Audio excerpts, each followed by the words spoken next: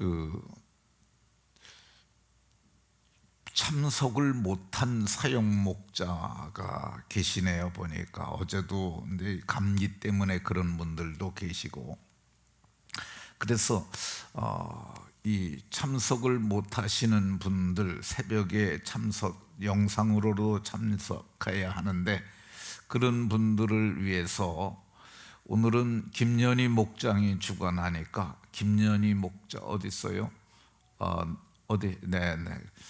그 조요한 전도사님한테 영상을 보내달라고 그래가지고 영상을 목자 단톡방에 올리세요. 네, 그래서 참석 못한 분들도 말씀을 상고하도록 도움을 주면 좋겠습니다. 모압으로 풍족하게 나갔던 나오미가 돌아올 적에는 빈손으로 비어 돌아오게 됩니다. 빈손으로 돌아온 나오미는 이 하나밖에 없는 며느리, 그 며느리를 어떻게 목양했는지 살펴봅니다. 오늘 봉독한 본문 1절에 보면 한 명 전도에서 목양한 목자 나오미는 그 한 명의 양대는 그 룻을 복되게 하여야 하지 않겠느냐, 복되게 해야 된다는 생각을 했습니다. 그러니까 목자는 어떤 사람이냐, 양을 복되게 하는 사람인 줄로 믿으시기 바랍니다. 이 양을 복되게 하는 목자를 선한 목자라고 합니다. 예수님께서 내가 선한 목자라고 하셨고, 내가 온 것은 양으로 생명을 얻고 더 풍성히 얻게 하려는 것이라고 말씀하셨어요. 그러니까 좋은 목자는 양으로 생명을 얻고 더 풍성히 얻게 하는 목자가 좋은 목자입니다. 한 명을 전도하여 목양한 목자 나오미는 어떻게 했느냐? 어떻게 복되게 했느냐? 내가 너를 위하여 안식할 곳을 구하여, 안식할 곳이 있어야 복되다고 생각을 했어요. 그러니까 안식할 곳을, 안식은 쉬는 거죠. 쉼을 누리게 하는 목자가 좋은 목자인데, 양들로 안식하게 하는 목자가 좋은 목자인 줄로 깨달으시기 바랍니다. 그럼 목자 나오미가 생각한 안식할 곳이 어디겠습니까? 신랑이죠. 신랑 만나면 신랑 집도 있고, 신랑의 소유물도 있고, 신랑 집에는 하인도 있고, 그 신랑 집에는 먹을 것도 있으니까 신랑이 안식할 곳입니다. 그러면 오늘날 하나님께 돌아온 양들에게 있어서 신랑은 누구겠어요? 좀 어려운 표현인데, 계시의 점진성으로 볼 때 계시가 점점 밝아지는 거거든요. 근데 그 나오미 시대는 신랑이 보아스였어요. 그런데 마태복음 9장에 보면 예수님이 신랑이 되신다고 얘기를 합니다. 예수님께서 말씀하실 때 혼인집 손님들이 신랑과 함께 있을 동안에 슬퍼할 수 있느냐? 여기서 신랑은 예수예요. 이 세례 요한도 예수님을 이렇게 말했습니다. 신부를 취하는 자는 신랑이나, 신부를 취하는 자는 신랑이나 그는 흥하여야겠고 나는 망하여야 하리라, 이렇게 했는데, 여기서 얘기하는 신랑은 예수 그리스도입니다. 그러니까 우리는 신랑을 만나기 위해서 신부 단장하고 신랑 예수님을 만날 수 있게 잘 준비하는 목자가 좋은 목자인 줄로 믿으시기 바랍니다. 왜 신랑 예수가 이 안식할 곳이고 복된 곳일까? 그러니까 예수님께서는 이 안식으로 우리를 초대했기 때문에 그렇습니다. 예수님께서 수고하고 무거운 짐진 자들아 다 내게로 오라, 내가 너희를 쉬게 하리라고 말씀하셨습니다. 이 쉬는 것이 안식이에요. 쉬게 하리라. 그러니까 예수 안에 안식이 있는 줄로 믿으시기 바랍니다. 왜 예수 안에 안식이 있느냐? 예수님이 안식일의 주인이시기 때문에 그렇습니다. 예수님이 나는 안식일의 주인이라, 인자는 안식일의 주인이라고 그렇게 말씀하셨습니다. 그러니까 목자는 양들로 안식을 누리게 해야 할 줄로 믿으시기 바랍니다. 목자 나오미가 안식할 곳을 구하던 그 시대의 안식일은 언제였겠어요? 그 시대의 안식일은 엿새째 되는 날이에요. 그러니까 성경을 보게 되면 안식일을 지키라고 성경에 여러 곳에 말하는데, 특별히 출애굽기 20장에도 십계명이 있고 신명기 5장에도 십계명이 나와요.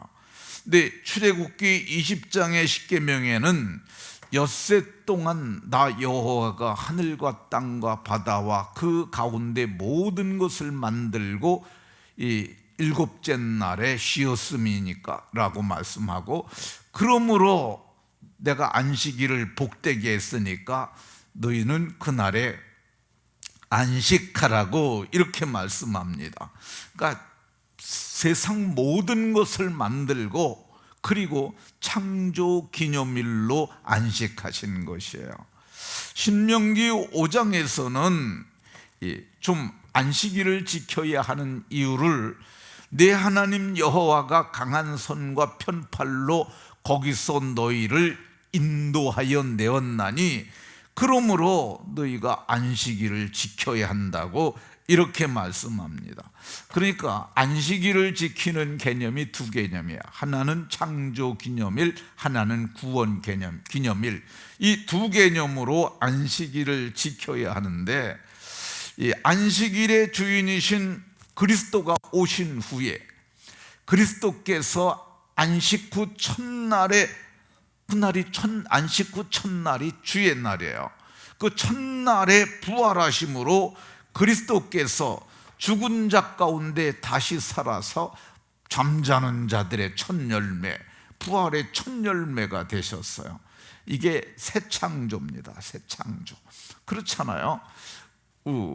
이 허물과 죄로 죽었던 자들이 다시 살아서 잠자는 자들의 첫 열매가 되는 이거 새 창조의 기념일이 안식 후 첫날, 곧 우리가 지키는 날이에요. 안식일의 주인이신 그리스도가 안식 후 첫날 곧 주일에 부활하심으로 어떤 일이 일어나느냐? 우리가 새 사람으로 새롭게 창조된 날이에요. 이 성경을 보면 하나님을 따라 의와 진리와 거룩함으로 지으심을 받은 새 사람을 입으라 그러잖아요. 이게 의와 진리와 거룩함이 우리 속에 있는 하나님의 형상이에요. 그러니까 아담의 범죄로 일었었던 것이 그리스도의 부활하심으로 말미암아 이제는 의와 진리와 거룩함으로 지으심을 받은 새 사람을 입은 새 창조의 기념일이니까 우리가 주일에 안식하는 겁니다. 안식일의 주일이신 그리스도께서 부활하심으로 우리가 완전한 구원을 얻게 됩니다.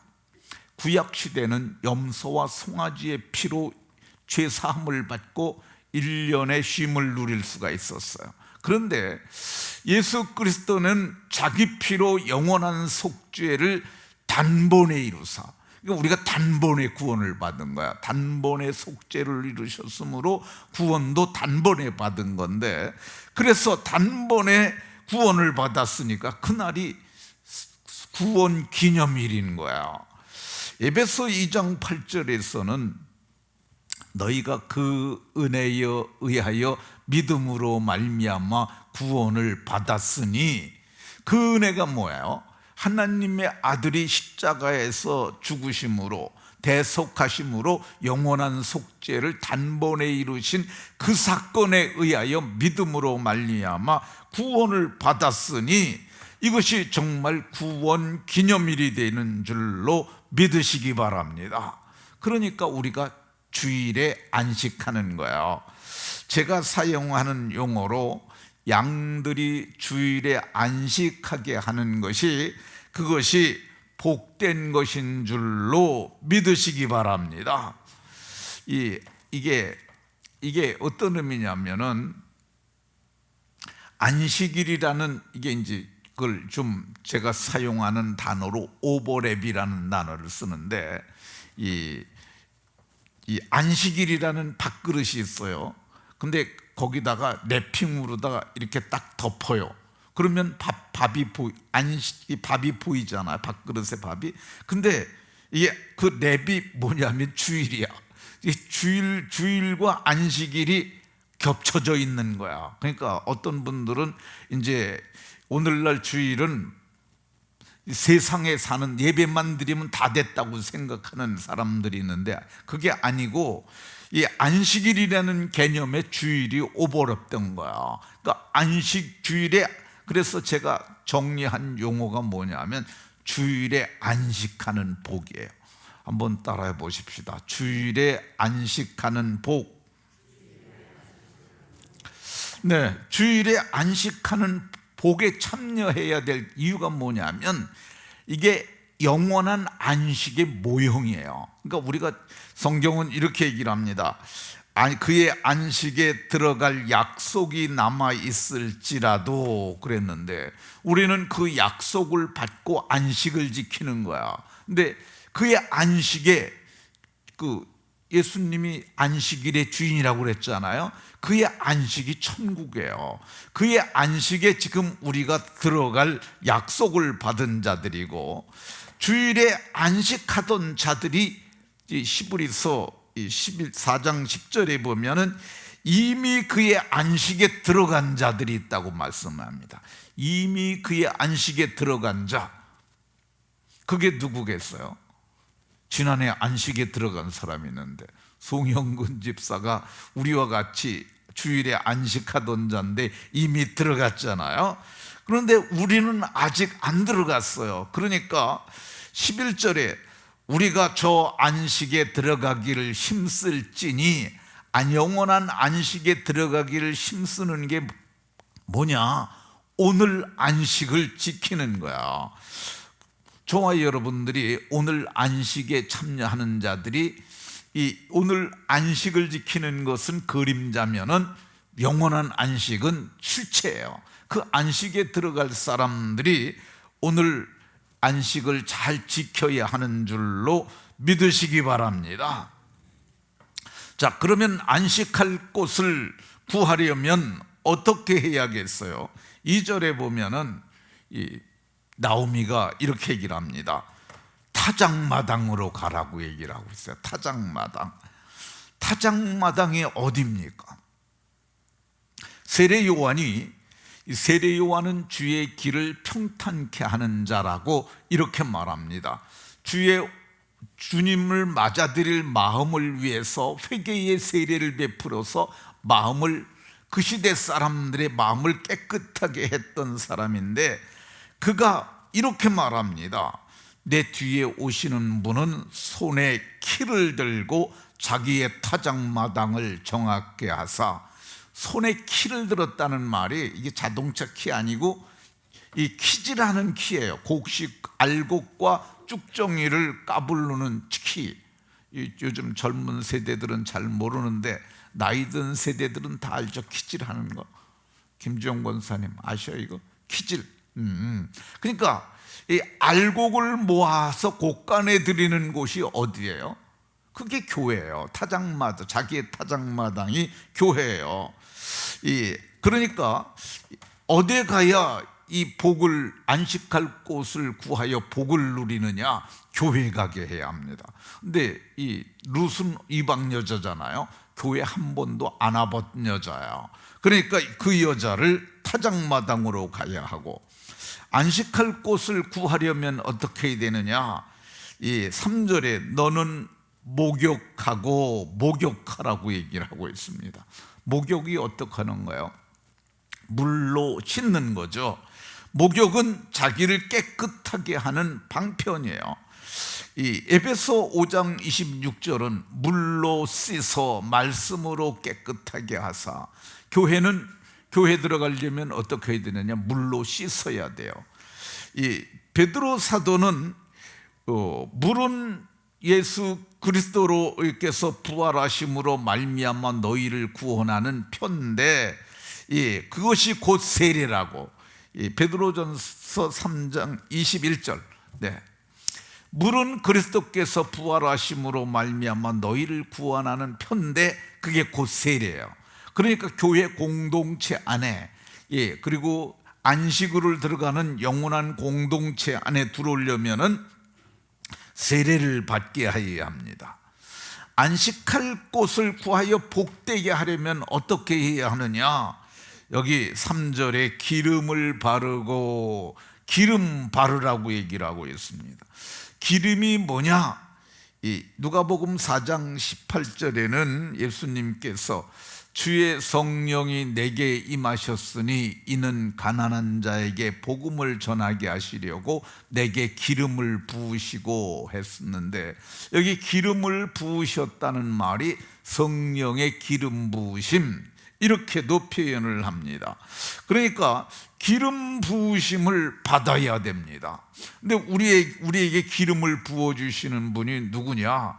예수님이세요. 요한 1서 2장에 너희는 거룩하신 자에게서 기름 부음을 받고 아버지께로부터 성령을 받아서 우리에게 부어주시는 분이 예수 그리스도십니다. 그러니까 이 교회에 들어오면 성령 받아야 하는 줄로 믿으시기 바랍니다. 성령 받아야 인생이 복이 되는 거야. 안식할 곳을 구하여 복되게 하려면 어떻게 해야 되느냐? 3절에 의복을 입고, 의복을 입으라고 얘기를 합니다. 신랑 맞으려면 옷을 입어야 되는데, 그 옷을 로마서 13장에서 바울 사도는 오직 주 예수 그리스도로 옷 입으라고 말씀합니다. 근데 이 옷이 뭐냐? 의의 옷이에요. 의의 옷이 세마포입니다. 로마서 5장 1절에 그러므로 우리가 믿음으로 의롭다 하심을 받았으니, 믿음으로 의롭다 하심을 받는 의의 옷이에요. 이거를 믿음으로 의롭다 하심을 받았으니, 그러니까 우리가 진짜 의로운 것이 아니라, 행위로 의로운 것이 아니라 예수님 믿는 것을 하나님이 의로 보시고 우리를 의롭다 칭하시는 거예요. 칭의의 의라고 신학적으로는 그렇게 표현합니다. 칭의의 의, 칭의의 의의 옷을 입어야 우리가 안식할 곳을 구하고 복되게 되는 줄로 믿으시기 바랍니다. 안식할 곳을 구하여 복되게 하려면 어떻게 해야 되느냐? 4절에 보니까 그의 발치 이불을 들고 거기 누우라, 이렇게 말합니다. 이게 발치 이불을 들고 거기 누우라 그랬는데, 이 발치 이불은 부부가 사용하는 침구죠. 그리고 그 뒤에 보면 옷자락으로 나를 덮어달라고 이렇게 표현을 해요. 이게 뭐냐면 교회 공동체 안에 들어오는 거야. 이게 지금 교회는 주님의 이불과 같은 곳이라고 생각을 하면 됩니다. 안식할 곳을 구하여 복되게 하려면 어떻게 해야 되느냐? 이게 데리고 온 그 양무리 중에 하나인 룻이 이렇게 말합니다. 어머니 말씀대로 내가 다 행하리이다. 말씀대로 순종할 때 언약 공동체 안으로 들어오게 되는 줄로 믿으시기 바랍니다. 여기까지가 목자가 할 일이에요. 그럼 그 다음부터는 누가 하느냐? 신랑 대신 보아스가 합니다. 신랑 대신 그리스도께서 그 후에 하는 거죠. 오늘 성경 그 3장 4장에 보면 이게 이제 옷자락으로 그를 덮은 보아스가 그 이튿날 아침에 성문으로 올라가서 거기 앉습니다. 이게 성문이 뭐냐면은요, 그러니까 성은 아침에 열고 저녁에 닫습니다. 근데 성문에 사람이 올라가 앉게 되면 성 밖으로 일하러 가잖아요. 근데 거기 사람이 올라가면은 그날은 그날에 큰 계약이 있다든가 재판이 있다든가 하는 날이에요. 근데 거기 올라가 앉으면서 이제 앉게 되면 장로들이 나오고요.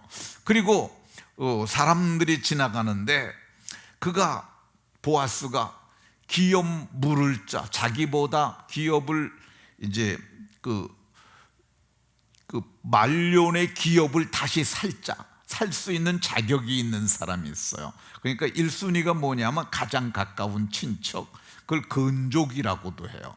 근데 근족이 있고 그 다음이 이게 보아스였어요.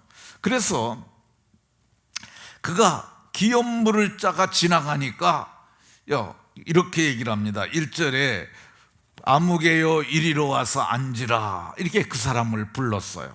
그리고 장로들이 거기 앉아 있는데 그가 얘기를 합니다.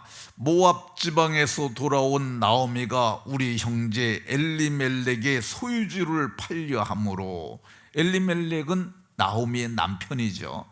남편이 이 땅에 여기서 있다가 다 팔아가지고 나갈 적엔 풍족하게 나갔다고 그러잖아요. 그걸 이제 다시 사야 되는 거예요. 그래서 네가 사라 그랬더니 그가 뭐라고 그러냐면, 나는 기업에 손해가 있을 것 같아서 나는 못 사겠다. 그러면 네 신발을 벗어서 내게 줘라, 이렇게 얘기를 합니다.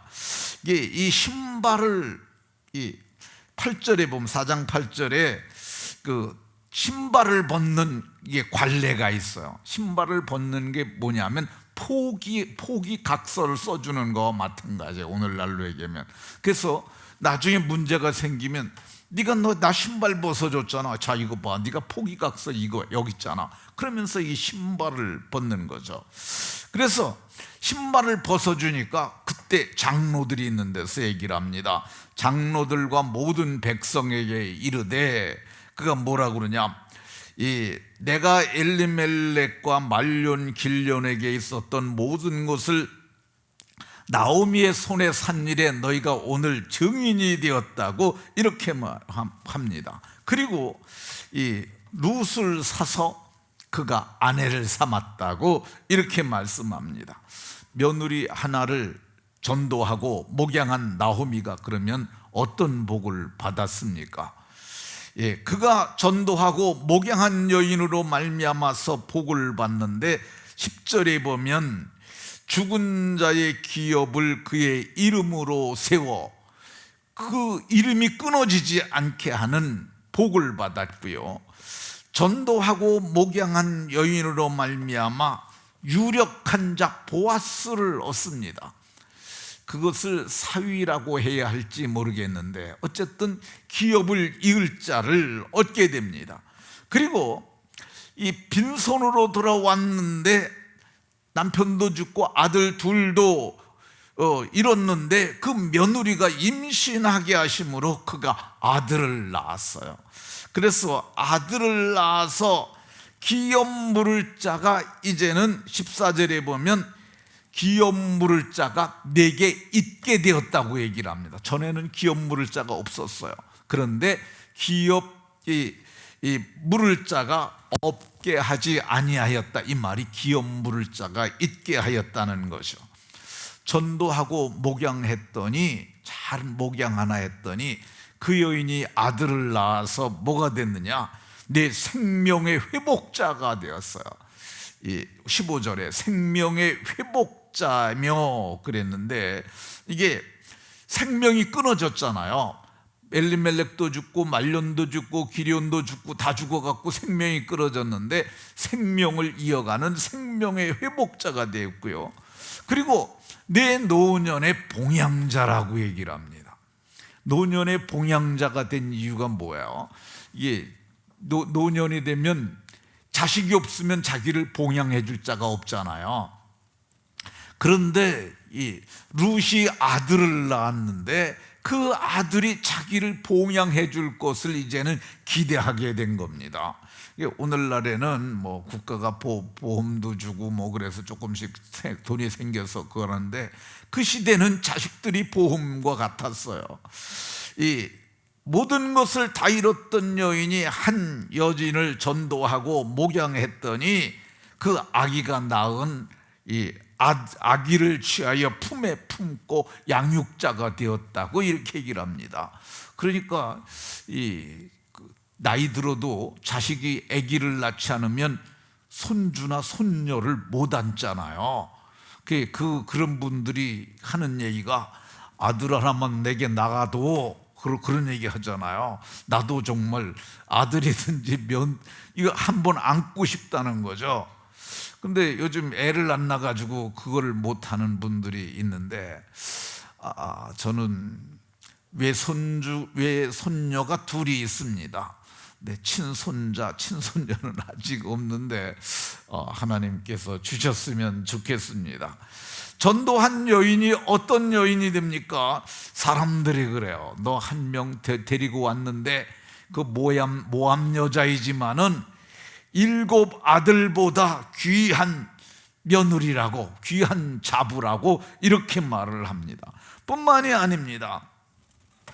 그가 한 명 잘 데리고 와가지고 잘 양육했더니 그 여자가 모압 땅에서 저주받아서 이스라엘의 총회에도 들어올 수 없었던 그 하찮은 여인이 어떤 여자가 되느냐? 다윗 왕의 고증조 할머니가 됩니다. 보아스는 오벳을 낳고 오벳은 이새를 낳고 이새는 다윗 왕을 낳으니라, 이렇게 얘기를 합니다. 그 한 명을 잘 전도해가지고 데려왔더니 잘 양육해서 했더니 그 다윗이 어떻게 됩니까? 너무너무 목자의 일을 잘하는 거야. 그래서 하나님이 그를 양의 우리에서 그 짐승의 양입니다. 짐승의 양을 치던 다윗을 데려다가 그의 백성인 야곱, 그의 소유인 이스라엘을 기르게 하였더니, 나오미는 몇 명 했다고요? 목양을 1명 했어요. 다윗은 몇 명을 했어요? 이스라엘을 기르는 목자가 됐어요. 이스라엘은 수백만 명이 되지 않습니까? 그의 할머니 나오미가 그렇게 열심히 잘 목양을 했더니 그는 온 이스라엘을 목양을 했는데, 그가 어떻게 목양을 했느냐? 마음의 완전함으로, 그 손의 능숙함으로 이스라엘을 잘 목양해서 이 이스라엘 역사 가운데 가장 중흥의 때, 부흥의 때, 부요의 때, 영광의 때를 다윗 시대에 구현했던 것을 볼 수가 있습니다. 나오미가 데려오지 않았다면, 이 룻을 데려오지 않았다면 다윗은 출생도 못했어요. 그런데 한 여인의 좋은 목자가 한 여인 전도해가지고 잘 데리고 왔더니 놀라운 역사를 이루었습니다. 오늘날 우리가 한 사람을 귀하게 여겨야 돼요. 양 한 마리를 귀하게 여겨야 합니다. 근데 우리는 좀 이게 하나님의 양이라는 생각을 안 갖는 것 같아요. 그래가지고 양이 좀 허물이 있으면 그거를 좀 이렇게 우습게 여기고 하찮게 여기고 막말을 그래서 실족하게 하는 경우들이 있습니다. 저 어떤 교회에서 그런 일이 있대요. 근데 우리는 어떻게 해야 되겠습니까? 하나를 귀히 여겨야 합니다. 모함 여인을 귀하게 여겼던 것처럼 우리도 우리의 형제 자매를 귀하게 여김으로 사람을 잘 세워서 놀라운 은혜를 얻게 하는, 안식할 곳을 구하여 복되게 하는 은혜가 모두에게 있으시기를 예수 그리스도의 이름으로 축원합니다.